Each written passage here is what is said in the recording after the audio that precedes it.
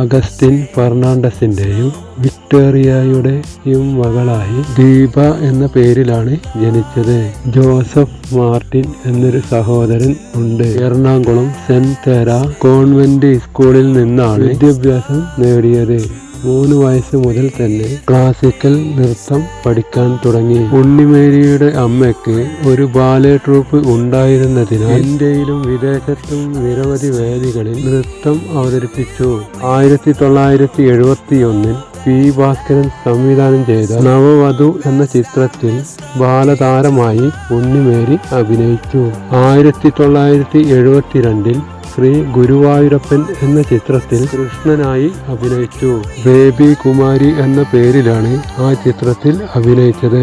1975 ശശികുമാർ സംവിധാനം ചെയ്ത പിക്നിക് എന്ന ചിത്രത്തിൽ വിൽസന്റെ നായികയായി അഭിനയിച്ചു.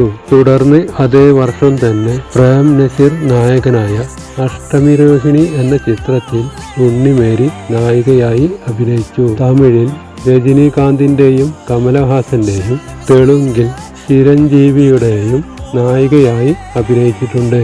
തമിഴിൽ സജീവമായിരുന്ന കാലത്ത് യൂത്ത് കോൺഗ്രസിന്റെ കൾച്ചറൽ വിങ് പ്രസിഡന്റായി നിയമിതയായി. മധുരയിൽ നിന്ന് പാർലമെന്റിലേക്ക് മത്സരിക്കാൻ അവസരം ലഭിച്ചെങ്കിലും മലയാളിയായതിനാൽ ഒഴിവാക്കപ്പെട്ടു. തുടർന്ന് രാഷ്ട്രീയം അവസാനിപ്പിച്ചു. എറണാകുളം സെന്റ് ആൽബർട്ടസ് കോളേജിൽ ഇംഗ്ലീഷ് അധ്യാപകനായിരുന്നു. ബിജോയിയുമായി 1982 20-ാം വയസ്സിൽ ഉണ്ണിമേരി വിവാഹിതയായി. എറണാകുളം നഗരത്തിൽ കതിർക്കടവിൽ താമസിക്കുന്നു. ഉണ്ണിമേരിക്കിപ്പോൾ 64 വയസ്സായി. ഏക മകൻ നിർമ്മൽ.